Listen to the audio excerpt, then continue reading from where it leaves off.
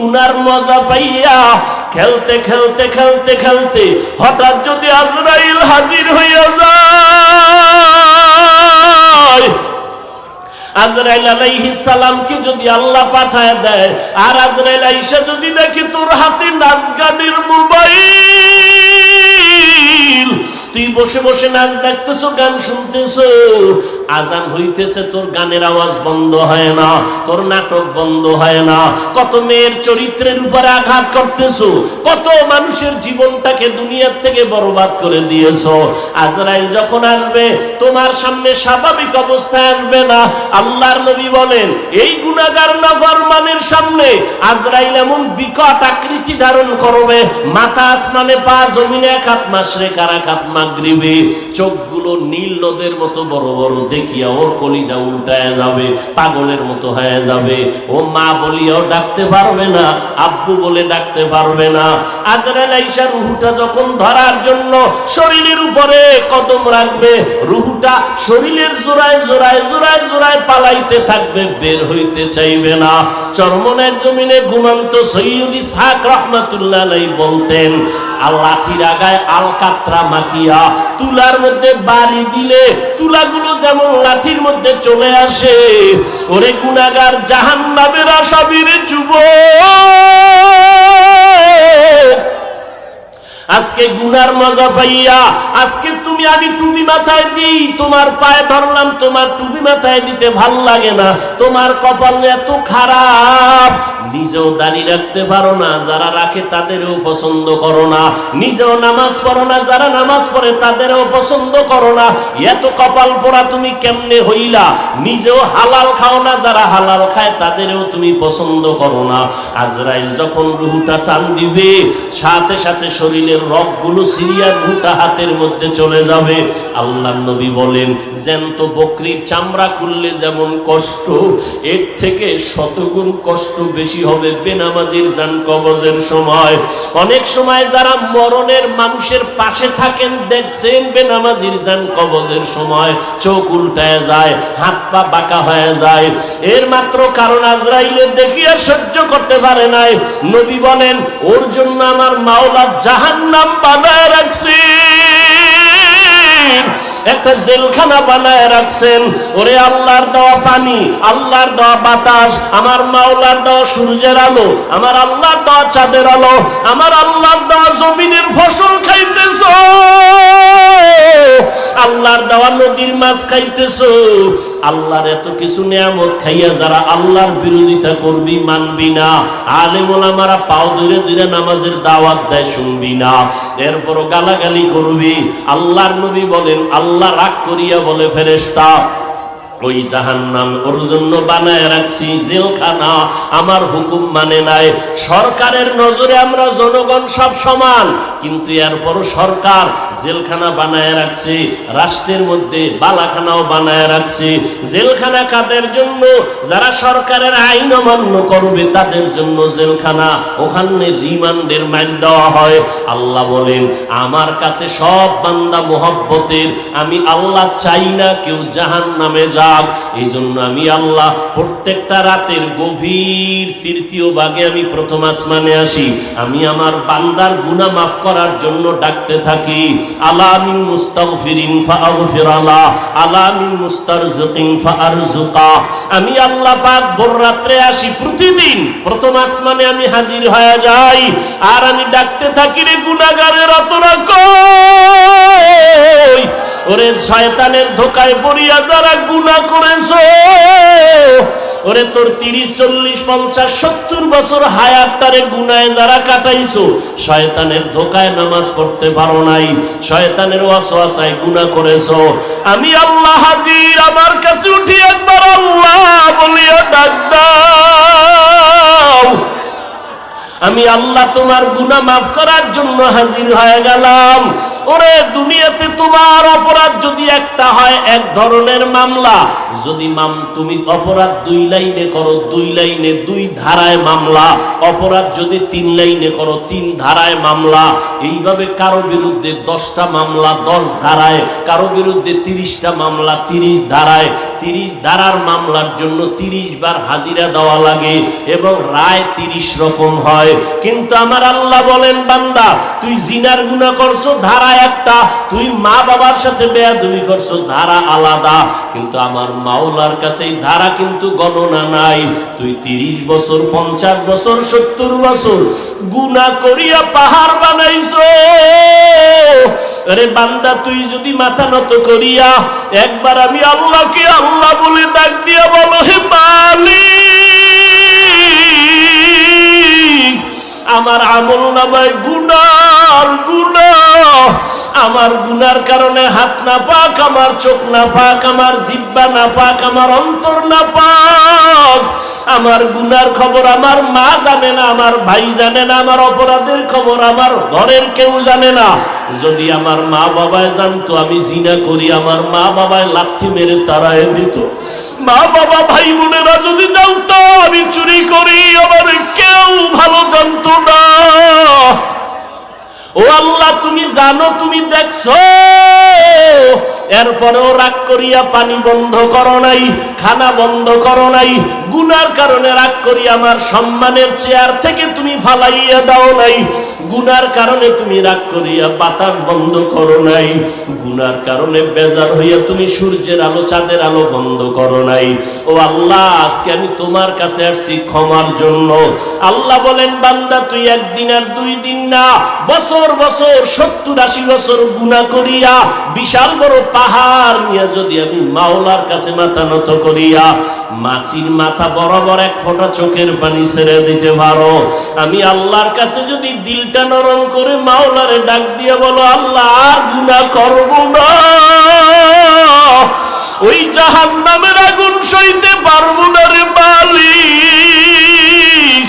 ওরে ঘরের মধ্যে ঘুমাইতে গেলে মশারি টানায় ঘুমাই, মশার কামড়ে ঘুমানো যায় না। ও আল্লাহ গুনাহ নিয়ে কবরে গেলে যে আযাব হবে সহ্য করতে পারবো না, কই পাবো মশারি? দুনিয়াতে সূর্যের গরম সইতে পারি না, রাতের বেলা সূর্য নাই তারপরও ঘাম আর গরম, ফ্যানের বাতাস দিয়াও আমার ঘাম কমে না, গরম কমে না। আর গুনাহগার হইয়া কবরে গেলে জাহান্নামের আগুন, ওই জাহান্নামের আগুনের গরম কেমনে সহ্য করব আল্লাহ? আমি সইতে পারবো না। ও আল্লাহ জাহান্নামের আযাব সহ্য করতে পারবো না। একটা বেতের বাড়ি কেউ দিলে আমি বরদাস্ত করতে পারি না। আল্লাহর নবী বলেন, গুনাহ নিয়ে যারা কবরে যাবা ওই 2 পার্শ্বের মাটিকে আমার আল্লাহ ডাক দিয়ে বলবে, রে কবরের মাটি, ওই নাফরমান বেনামাজির 2 পার্শ্ব থেকে জোরে জোরে চাপ দাও। এত জোরে 2 পার্শ্বের মাটি চাপ দিবে পাজরের হাড়গুলো চুরমার হয়ে যাবে।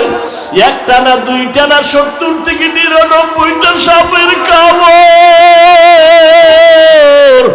ও যুবকেরা, ও বৃদ্ধ বাবাজিরা, ও পর্দার আড়ালের মারা, ও বোনেরা, ভালো করিয়া বুঝো, 15,500 বছর হয়ে গেল আমার আল্লাহর কোরআনের ভুল কেউ প্রমাণ করতে পারে নাই। আজকেও যদি কোরআনের একটা ভুল কেউ বের করতে পারো রে বাবা, আমরা এখন দাড়ি কেটে ফেলবো, নামাজ বন্ধ করে দিব, প্যান্ট শার্ট টাই লাগাবো, কিন্তু আজও পর্যন্ত কোরআনের ভুল কেউ বের করতে পারে নাই। পারছে? বরং কোরআনের ভুল বের করতে গিয়া বহু বিধর্মীরা মুসলমান হয়ে গেছে, হয় নাই? মুসলমান হয়ে গেল। আল্লাহর কোরআন বলো, আল্লাহর সাক্ষী রেখে, আল্লাহর কোরআন সত্য না মিথ্যা? জবান খুলে বলো, সত্য না মিথ্যা?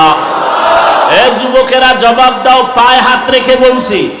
আমিও তো একটা যুবক, আমার মনেও তো চায় গান শুনি, কারণ গুনাহের আকর্ষণ আল্লাহ জন্মগতভাবে সবার মধ্যে দিয়ে রাখছেন। গুনাহ করার আকর্ষণ, নারীদের নাচ গান দেখলে আমার অন্তরও চায়, আমি দেখি। কিন্তু কন্ট্রোল করি জাহান্নামের ভয়। টুপি মাথায় দিলে মাথা গরম হয়, তোমার থেকে বুদ্ধি মোটেও কমে নাই। তুমি তো কথা আবল তাবল বলো, আর আমরা 12টা মাস বয়ান করিয়াও তো একটা আবল তাবল কথা বলার চেষ্টা করি না। কোন কথার পরে কোন কথা বলবো এটা আমাকে ডায়েরিতে লেখাও নাই। মাওলার কাছে ভরসা করে বসছি, কোন কথার পরে কোন কথা হবে আল্লাহ বলাইতেছেন ওই কথাই বলতেছি। এরে যুবক আল্লাহর গোলামেরা, ভালো করিয়া বুঝো, তোমাদের থেকে আমাদের মাথা নষ্ট হয় নাই। মনে করিও না গো সম্মান কম। বলো, একজনে দাঁড়ায় বলো, তোমরা যারা নবীরে মানো না আর আমরা যারা মানি, নবীর আদর্শ জবাই করেছো, বেঈমানের পা চাটা গোলাম হইয়া চুল কাটিয়া ইন্দুর আর বান্দর হয়েছো। আমরা টুপি পরে থাকি 24 ঘন্টা, ঘুমের ঘরে গেল টুপি মাথায় দিয়া বালিশে ঘুমাই। ও আল্লাহর বান্দা, তুমি বলতেছো মাথা গরম হয়, আমিও বুঝি, তারপরও কেন ছাড়ি না? রসুলের মোহাব্বত, দাড়ি রাখলে যৌবনের ভাব চলে যায়, তোমার থেকে কম বুঝি না, এরপরও কেন কাটি না? আল্লাহর আযাবের ভয়। এরে আল্লাহর বান্দারা, নামাজের সময় কি কষ্ট, ফজরের সময় শীতের মধ্যে উঠা নামাজ পড়া অনেক কষ্ট, ঠান্ডা পানি দিয়েও জুবানাইয়া নামাজ পড়তে কষ্ট, এরপরও নামাজ ছাড়ি না কেন? আল্লাহর আযাবের ভয়। মরণের পরে আযাব হবে, আল্লাহর কোরআনের আয়াত। এরে নবীর উম্মতের দল, তোমাদের থেকে মাথা মোটেও নষ্ট হয় নাই। এরপর আবার তুমি একটু দেখো না তাকাইয়া, তোমার ডানে বামে কত যুবক জীবনে মাদ্রাসায় পড়ে নাই, জেনারেল লাইনে পড়েছে, স্কুলে পড়ে, কলেজে পড়ে, চাকরি করে। তোমার মতো যুবক সাক্ষী দাও, 5 বেলার নামাজি আছে না নাই? তুমি বিবেকটাকে প্রশ্ন করো, তুমি কেন পারো না রে বাবা? তোমার আমার মতো যুবক র‍্যাব, আর্মি, পুলিশ, বিডিআর এর চাকরি করে, 5 ওয়াক্ত নামাজ পড়ে, যত কাজ থাক জামাতে পড়ে, তুমি কেন পারো না? একটু জিজ্ঞাসা করো তোমার বিবেকটাকে। তোমার মতো যুবক রাস্তায় গাড়ি চালায়, সময় মতো নামাজ পড়ে, তুমি কেন পারো না? তোমার মতো যুবক শ্রমিকের কাজ করে, হাড় ভাঙ্গা পরিশ্রম করে, রমাজানে একটা রোজাও ভাঙ্গে না, নাই? তুমি কেন রোজা রাখতে পারো না, তারাবি পড়তে পারো না, নামাজ পড়তে পারো না? আসলে কি বলো, এবার কি দলিল দিবা? এতদিন তো হুজুরদের একটু চাইপা রাখছো, হুজুর পারা যায় না, এখন আমাকে জবাব দাও। তোমার মতো যুবক একই স্কুলে পড়ো, ও নামাজ পড়ে, তুমি পড়ো না। তুমি একই ডিপার্টমেন্টে চাকরি করো, 10 জন নামাজ পড়ে, তুমি পড়ো না। এখন কি জবাব দিবে বলো? এখন জবাব একটাই, তোমার কপাল পুড়ে গেছে, তোমার উপরে আমার আল্লাহ বেজার, তোমার উপরে মা বাবার অভিশাপ, মা বাবা বরদোয়া দিয়ে দিছে, তোমার কপাল পুড়ে গেছে। মোনাজাত তো সবাই দেই, অনেকের চোখে পানি, আবার অনেকের চোখে পানি নাই, কান্না নাই, আর একজন কানতে কানতে বেহুশ হয়ে যায়, কারণ ওর উপরে মাওলার রহমতের নজর লাগছে, আল্লাহ ওয়ালাদের দোয়া লাগছে, মা বাবার দোয়া লাগছে, চোখের পানি এমনিই বের হয় না। তোমার এই মিরপুর থানায় আসামি দইরা পুলিশে কি মারা মারে, এরপরও চোখে পানি আসে না, নাই? অথচ ওয়াজের প্যান্ডেলে আল্লাহওয়ালারা উলামায়ে কেরাম বয়ান করে, 50 হাত 200 হাত দূরে বসে যুবক চিৎকার দিয়ে কান্না করে, একজনারে বেত দিয়ে মারলেও কান্দে না, আর একজনে বয়ান শুনে শুনে কান্না করে। একটু চিন্তা করো, ওরে মারলো কে? এরে যুবক, আমাকে একটু বিবেক হাতে বেঈমানি করিস না রে যুবক। একই চুলায় রান্না হয় ভাত আর তরকারি, রান্না করার রাঁধুনি আমার মা। খেয়াল করো, একই তরকারি, একই মশলা, একই চুলা, একই আগুন, আর রান্নার পরে আব্বা খায়, আম্মা খায়, আমিও খাই, বোনেরাও খায় একই, কিন্তু দিন দিন আব্বা আম্মা হয় দুর্বল, আমরা হই শক্তিশালী সবল। এই বুদ্ধিজীবীরা জবাব দাও, আমাকে তো বুদ্ধি নেই, তোমার অনেক বুদ্ধি, জবাব দাও কারণ কি? আল্লাহর কুদরত বলবা না, কারণ তুমি আল্লাহকে মানো না, তুমি আল্লাহর কুদরত বলবা কেন? আমরা বলবো আল্লাহর কুদরত। একই খানা, একই চুলায় রান্না, আব্বা আম্মা একই খানা খায়, আমরাও একই খানা খাই, তাদের রোগ বাড়ে, আমরা শক্তিশালী হই, তারা দুর্বল হয়, কারণ কি? এত যুক্তি, এত বুদ্ধি, দাও জবাব দাও। এরে আল্লাহর বান্দা, তোমার থেকে হাজার কোটি গুণ বুদ্ধিমান ছিল আবু জাহাল, যার নাম ছিল আবুল হেকাম, বুদ্ধিমানের বাবা। কিন্তু বুদ্ধি হইলে কি হবে? পৃথিবীর শ্রেষ্ঠ মানুষটাকে মানুষ বলে চিনতে পারে নাই। রহমতের নবী এত দাওয়াত দিলেন, কালেমা পড়ে নাই। এরে যুবক, একটু চিন্তা করো, বালিশে মাথা লাগাও, যার মনের মনে প্রশ্ন করো, আমার মতো যুবক যদি স্কুলে পড়ে নামাজ পড়ে আমি কেন পারি না? আমার মতো যুবক যদি চাকরি করে নামাজ পড়ে আমি কেন পারি না? আমার কপাল কেন খারাপ? এইভাবে যখন চিন্তা করতে থাকবা, একদিন দেখবা হেদায়েতের দরজা খুলে যাবে। আর মা বাবার কাছে মাঝে মাঝে দোয়া চাইও। মা বাবায় দোয়া করলে আরশে আজিমে পৌঁছতে কোনো পর্দা থাকে না। এজন্য মা বাবার দোয়া বড় দামি। মা বাবার চোখের পানি আর দোয়া ছাড়া আমি বান্দা চেয়ারে বসতে পারি নাই। মা বাবার চোখের পানি আর দোয়া ছাড়া এ যুবক পরীক্ষায় পাশ করতে পারো নাই। মা বাবার চোখের পানি আর দোয়া ছাড়া তুমি বাড়ি গাড়ির মালিক হতে পারো নাই। অতএব এখনো সময় আছে, তওবার দরজা খোলা। নেক আমল ধরো, শিরিক মুক্ত জীবন গড়ো, আল্লাহর মোহাব্বত নিয়ে চলো। চাকরি ছাড়া লাগবে না, স্কুল বন্ধ করা লাগবে না রে বাবা, মাদ্রাসায় আসার দরকার নাই। ভালো করে শুনো যুবক, মুসলমান নামাজ কেন পড়ে না? আল্লাহর আযাবের ভয় নাই। নামাজি বান্দা গুনাহ কেন ছাড়ে না? নামাজটা আল্লাহর জন্য পড়ে না। নামাজ পড়ে মানুষকে দেখানোর জন্য, সমাজ রক্ষার জন্য। মাইনসে কি কইব জুমায় না গেলে? এই জন্য জুমায় যায়। দেখবেন জুমার সময় মসজিদ ভর্তি, একতলা, দোতলা, তিনতলা, চারতলা, রাস্তাঘাট। কমিটির সভাপতি, সেক্রেটারি বলেন, আপনারা টাকা বাড়ায় দেন না কেন? মুসল্লি বেড়ে গেছে, মসজিদের জায়গা সংকুলান হচ্ছে না, জায়গা বাড়ানো দরকার, ছাদ দেওয়া দরকার। এত মুসল্লি জুমার সময়, এরা সব আফ্রিকার জঙ্গল থেকে আসছে, তো এরা ফজরে কইছিল। আবার জুমার সময় তুফান মতো এসে মোনাজাত দিয়া ভাগলো, আর আসরে খবর নেই। ফাওয়াইলুল লিল মকুন সুসতি নামাজে পঞ্জগানা, ফাওয়াইলুল লিল মুসাল্লিনাল্লাযীনা মুমিনারা ইনামাজ ইমদাদে দাস্তাইনু আয়াতে কুরআওয়াখা।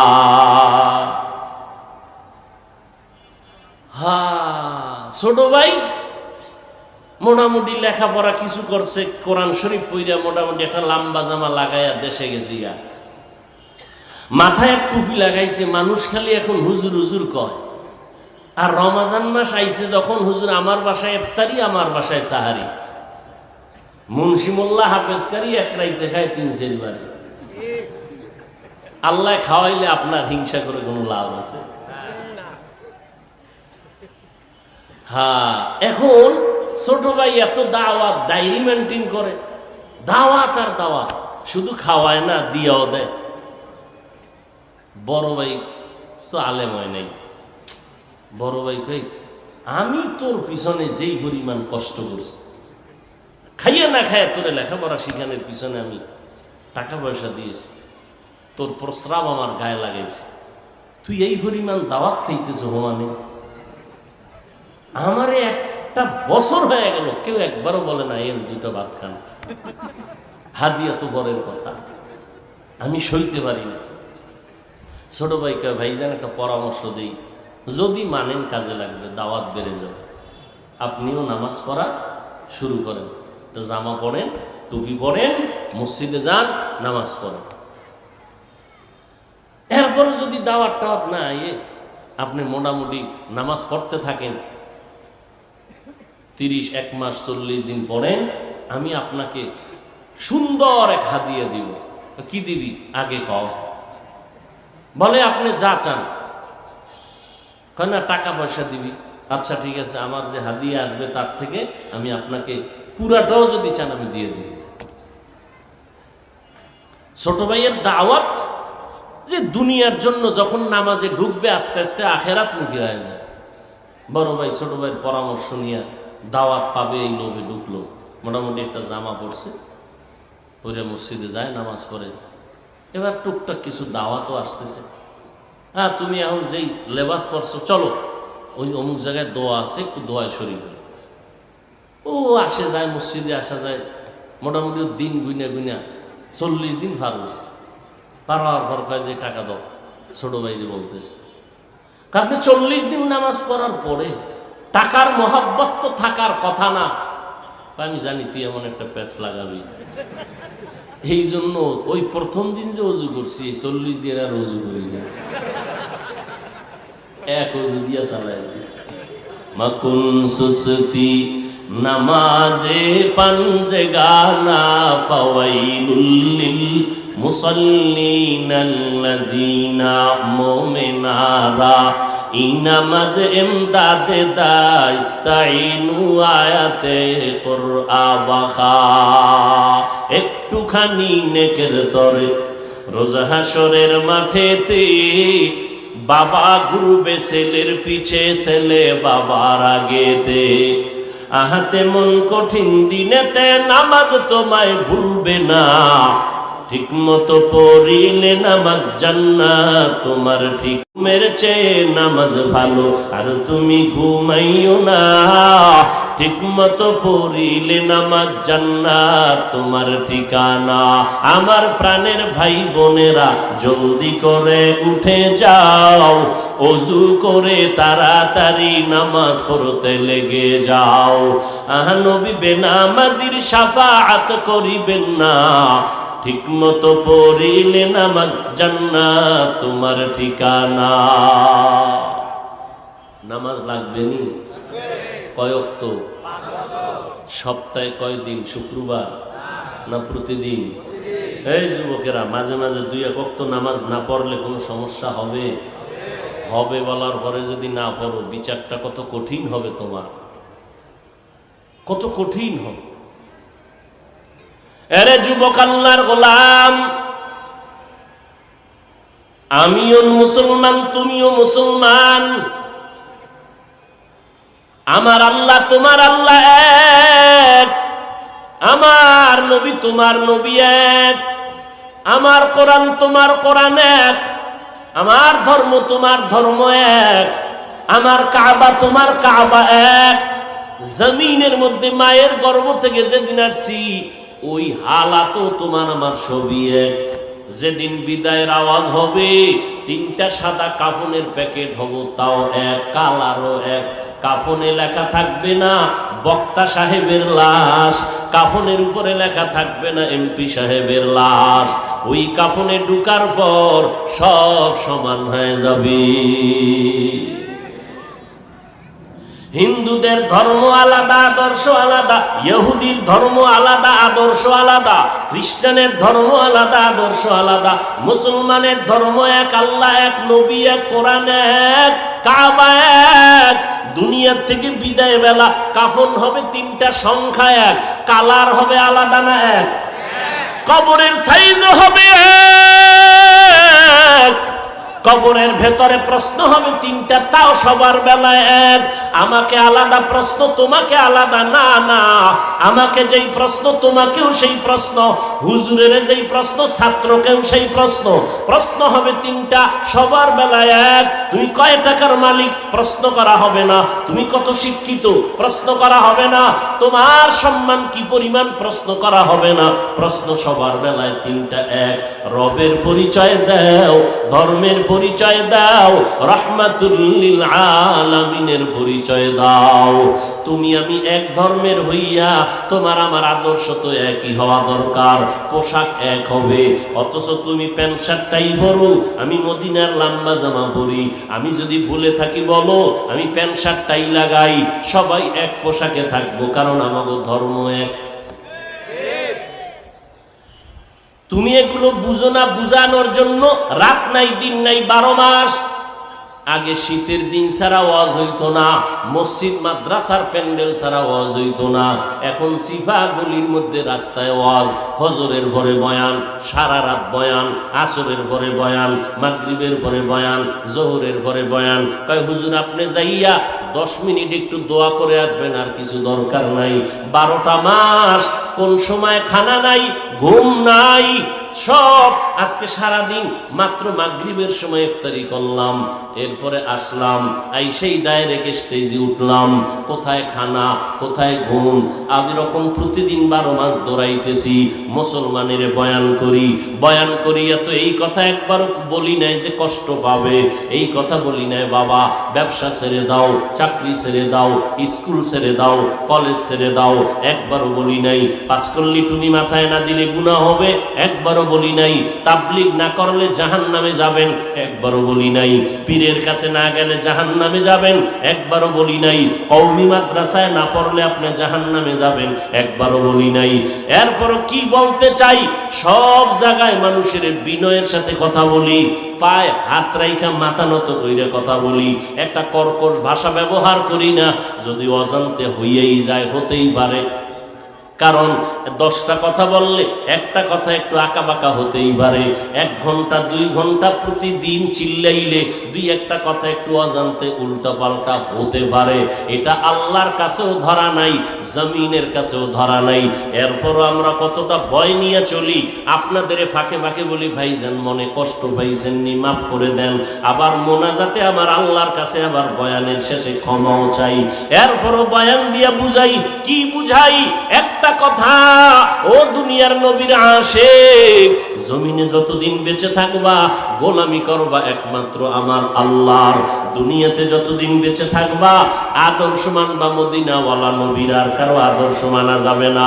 এই কথা বলতেছি রে বাবা, কিন্তু দুঃখ এত বয়ানের পরেও আমি টুপি মাথায় না দিলে বড় লজ্জা লাগে। আর তুমি মুসলমান, টুপি মাথায় দিতে লজ্জা লাগে। আমি দাড়ি কাটতে লজ্জা পাই, তুমি দাড়ি রাখতে লজ্জা পাও। তুমি কেমন মুসলমান? আমি নামাজ না পড়লে লজ্জায় হুঁশ থাকে না, তোমার নামাজ পড়তে গেলে লজ্জা লাগে। আমি পর্দা না করলে লজ্জা পাই, আর তুমি পর্দা করতে গেলে লজ্জা পাও। আজকে যদি পর্দা থাকতো, জবানকে কন্ট্রোল রাখতা, তাহলে আমার যুবতী বোনেরা যুবকের চরিত্র নষ্ট করতে পারত না, আমার যুবকেরা যুবতীদের চরিত্র নষ্ট করতে পারত না।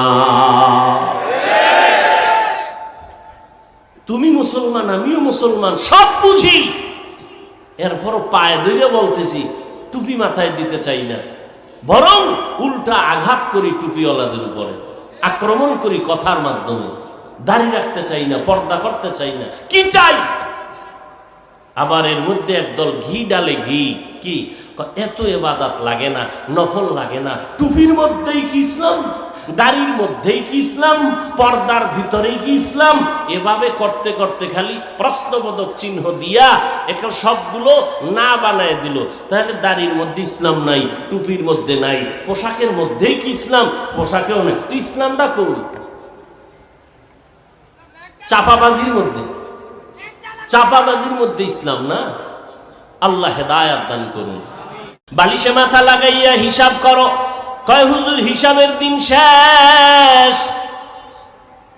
আগে বালিশে মাথা লাগাইলে একটু চিন্তা করার সময় হাতে ছিল, কিন্তু এখন কই চিন্তা করার সময় নাই। গজবের মোবাইলের মোরাকাবায় কখন রাত্র 3টা বাজলো মোবাইলওয়ালার খবর নাই। এই মোবাইল নিয়া সারা রাত তাকায় তাকাইয়া কবিরা গুনাহ করে আমার যুবক। আম্মা জান কয় 3টা বাজে, ল্যাপের ভিতরে বাতি জ্বলে কেন? কয় মোরাকাবায় আছে। হাসিও না রে যুবক ভাই। হ্যাঁ, তুমি যদি তাকায়া দেখো একটা পানির কূপের কিনারা একটা শিশু বাচ্চা খেলতেছে, অথবা জ্বলন্ত আগুনের কিনারায়, তুমি দ্রুত গতিতে খুঁজবা এই বাচ্চা কার, তাড়াতাড়ি নাও। তুমি আগুনের কিনারার থেকে ধইরা কোলে নিবা, অথবা পানির কিনারার থেকে ধইরা কোলে নিবা, নিয়া লোক খুঁজবা গার্ডিয়ানকে, বাচ্চাটা এখানে খেলতেছে। কিন্তু বাচ্চা যে খেলার মজা পাইছে ওই মজা এখন আর তোমারে দেখতে পারে না, কামড় দেয়, চিমটি দেয়, কারণ খেলার মজা। কিন্তু বাবা ওই চিমটি খাইয়াও ও যদি তোমাকে লাথি দেয় তারপরও তুমি আগুনের কিনারায় রাইখা যাবা না। এটা তোমার বিবেক, এটা তোমার আকল, এটা তোমার আকল। কেউ বলতে হবে না, শিখাইতে হবে না, এটা তোমার আকল অ্যান্সার দিতেছে। তুই আমাকে যত কামড় দেস, চিমটি কাটো, লাথি মারো, তোরে রেখে যাব না, কারণ তুই জানো না, তোর সে আকল কম। আমি জানি এই খেলার মজা পাইয়া যদি আল্লাহ না করুন আগুনে পড়ে যাও, পানিতে পড়ে যাও, তোর জিন্দেগি বরবাদ, তোর মায়ের ঘুম হারাম, বাবার ঘুম হারাম হয়ে যাবে। ঠিক তেমনি ভাবে আল্লাহর কোরআন রসুলের হাদিস দিয়ে সমাজের চক্ষুষ্মান উলামায়ে কেরামরা তাকায় দেখতেছে, ও উম্মত, তুমি আজকে দাড়ি কেটে বেপরদায় চলে গান বাজনা শুনে জাহান্নামের কিনারায় বসে খেলতেছো। আলেমরা পাও ধরে ধরে ডাকে, ফেরো, পাও ধরে ধরে বলে, আর নামাজটা ছাড়িও না রে বাবা, বেপরদায় চলিও না, মা বাবার সাথে বেয়াদবি করিও না। যদি এখন তুমি ওই মোবাইলে ওই গুনায় মজা পাইয়া, তুমি চ্যাটিং করতে মজা পাইয়া এখন আর হুজুরদের কথা তোমার কাছে ভাল লাগে না, তুমি এখন হুজুরের গালি দাও, হুজুর কয় তুই যত গালি দাও, যত বিরোধিতা করো, এই গালি খাইয়াও তো আমাদের মুরব্বীরা কথা বন্ধ করে নাই, আবু হানিফা কথা বন্ধ করে নাই, ইমাম বুখারী রাহমাতুল্লাহ আলাইহি যাকে কাফের বলে ফতোয়া দিত তারপরও তার দাওয়াত বন্ধ করে নাই, আমার নবীর রাস্তায় কাটা দিত, নবী দাওয়াত বন্ধ করে নাই, গালি দিত, নবী দাওয়াত বন্ধ করে নাই। কারণ আমার আকল, আল্লাহর কোরআন সত্য, রসুলের কথা সত্য। ওলামায়ে কেরাম তাকাইয়া দেখার পর বলে, বাবা তুমি যতই গালি দাও তোমার তো জানা নাই